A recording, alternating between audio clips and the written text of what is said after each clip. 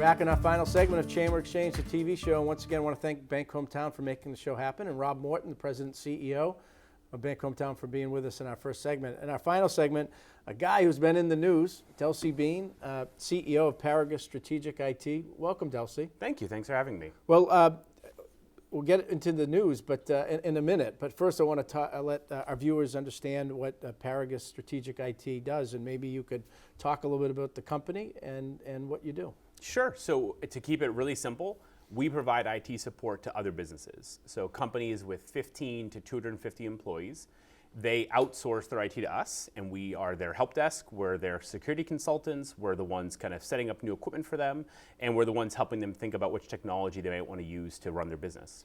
And primarily based, until recently, out in Western Massachusetts? Exactly, yeah. Founded in Western Massachusetts. Our headquarters is in Hadley. But to your point, we've recently moved into the Worcester market.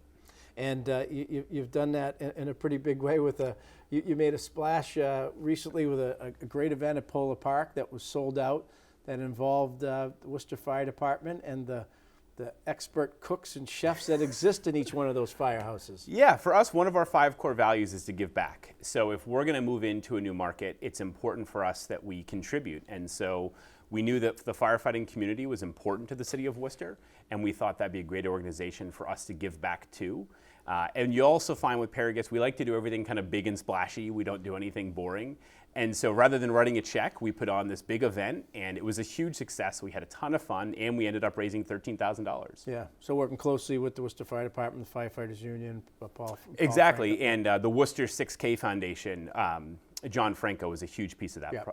Yeah, and you know, they run the annual road race. Exactly. But one of the things that they do is with the dollars that are raised, and the dollars that you were able to raise at this event, giving back to the community. That's exactly right. So we funneled our money into the Worcester 6K, and then they funnel it into a bunch of different charities in the area that support firefighters. Right. And weather cooperated, the crowds, and it was. Yeah, like you said, it was a sold-out event. We actually had a waiting list, so next year, hopefully, we'll do it again and do it bigger. Right. And which firehouse won? So there was 2 winners. I won't get the names right, but we do have a press release that's just coming out. Okay. But the judge's favorite was a Colombian hot dog, which I don't know if you've ever had a Colombian hot dog before. No. It's a hot dog with all these crazy toppings on it that just was amazing. It blew people's minds. Yeah. And then the crowd favorite, because we also had a kind of a crowd vote, they voted for a pulled pork and cornbread crumble that was pretty incredible. Wow. Now, as we were saying before we came online, I have a few friends that are firefighters, current and previous, and they can learn how to cook. Man, I was impressed. Yeah. I was impressed. Let me just go back to the business piece, and thank you for being involved with the chamber out of the gate as you branch into the Central Mass market and getting involved and engaged right out of the gate. But a lot of challenges for businesses of the various sizes that you serve right now in terms of security threats coming at. Usually we think of larger companies, but there's people out there hunting small, medium-sized businesses to try to get into their systems and wreak havoc. Constantly. A huge part of our job is defense. We spend a lot of time helping to keep our clients safe. And to your point, they're the biggest target because they're large enough that there's enough to steal, there's enough to hold ransom, there's enough to damage, but they're small enough that they're not going to have the defense systems of a very large corporation who has limitless budget for IT security. So they're a great target. And unfortunately, that means really hard work for us to keep those businesses safe and constantly staying ahead of what the latest threats are so that we can try to keep our clients ahead of them. And then you couple that with, the acceleration to kind of hybrid work, remote learning, technology changing faster than ever, and it seems even faster, by the day. And if you're delivering a good or service as a company, making a product, you're focused on the core mission, right? It's not necessarily understanding all the nuances and rapid changes in technology that people have that's taking place. And you work with companies to stay on top of that. That's exactly right. So on the one hand, we want to take all the stuff they don't need to worry about off the table. So let's kind of remove the noise and make it so that we'll take care of the stuff that is not mission critical, that's not going to move the needle. Then what we want to do is we want to be their partner. So we want to work with our clients to figure out, you're right, it's a hybrid workforce. The labor market is very difficult right now. Things are moving quickly. How can you use technology to make your business as good as it can be? How can you support your workforce? How can you become more attractive? And one thing that's become very popular right now is how can you become more automated? How can you leverage technology to do things that you were doing manually, but now use technology to do it so you can free up those resources to work on other tasks that can't be automated?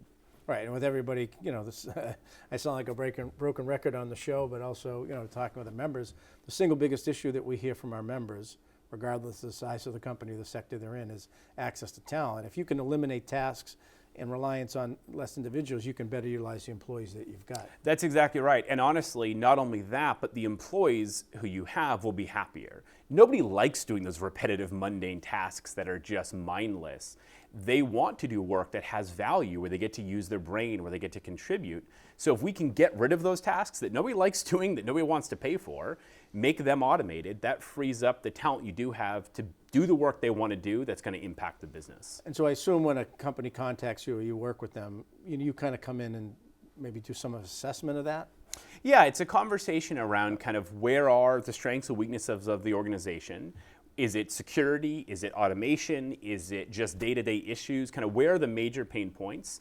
And then we work together as a partner. So we establish an agreement where we're going to become almost like an extension of their team. We're going to have strategy meetings on a set schedule. We're going to start helping the employees. We're going to start fixing the security gaps.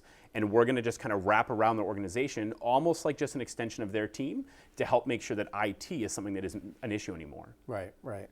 And that ongoing conversation is obviously important. We see, companies have employee turnover. How do you make sure you're educating them on, how to be alert to stuff, emails and things, and phishing that comes in, and also stay current with the technology and updates and all of those things. Yeah, education's a huge piece of what we do, and helping our clients deal with turnover so that they can onboard employees faster, make sure they have the right training, and then make sure that we're monitoring that in a way so that employees are being tested on their cybersecurity literacy and know whether or not they're going to click on a phishing email. Because we'd rather click on a fake one that we send them than on a real one that could cause the business serious harm.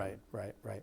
And if someone out there, business interested in engaging or learning more about Paragus Strategic IT, how do they do that, Delcie? Fastest, easiest thing to do is just to go to paragusit.com. All the information about how we operate, what we do, and how to contact us is right there. Great, good stuff. And again, congratulations on coming into the Central Mass Market and the inaugural event at Polar Park. Thank you. We're excited to be here. Yeah, no, good stuff. I want to thank you for being with us on this edition of Chamber Exchange, the TV show, and thank our sponsor who helps make the show happen, Bank Hometown.